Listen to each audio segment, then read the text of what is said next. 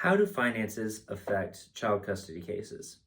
My name is Carl Burkett. I'm an attorney with Worth Law Firm. I've been doing this for about 7 years, and I want to help you make law easy by talking about how the money plays into a child custody and visitation case. A lot of people think that whoever has the most money wins, and a lot of times that does play out. Sometimes you get cases where one parent has deep pockets and the other parent doesn't, so they'll try to make a custody case become a war of attrition to where it's just not financially possible for the other side to keep the battle going, and they'll just give up and sign whatever they need to sign.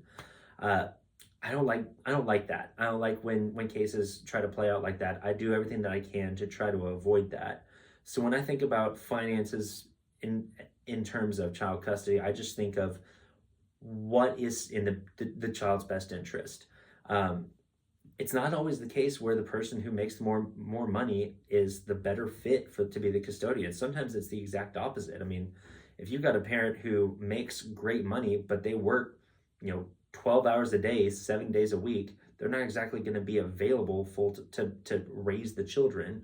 Whereas if you got someone who doesn't make as much, but they've got a better flexible schedule, that's actually going to be better for the children. So here's an example.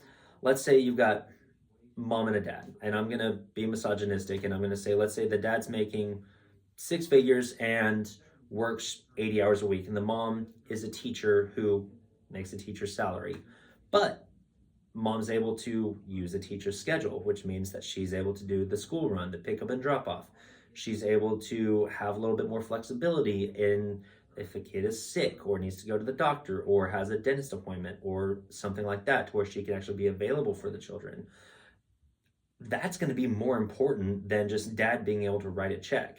And honestly, in that scenario, the best thing that dad can do for those kids, assuming that everything else is equal, and that's very important, because if there's domestic violence, or if one person's a jerk, or if one person's just a terrible parent, obviously those are bigger concerns. But assuming that all else is equal and it's just, finances and employment, the best thing that dad can do in that situation is not be the custodial parent, but make sure that financially he is supporting the children. Uh, it doesn't come down to whoever makes the most money is the best parent. Really, it comes down to whoever makes the most money is going to be able to provide for the children and support the children. Sometimes that's by paying alimony and child support, though. It doesn't necessarily mean that you get the kids. If you're in a situation where you really think that finances play a factor in your custody case, please call us. We got plenty of attorneys on staff, myself included, who have been doing this for years, and we want to help you make law easy. My name's Carl Burkhead, and I'm with Worth Law Firm. Thank you.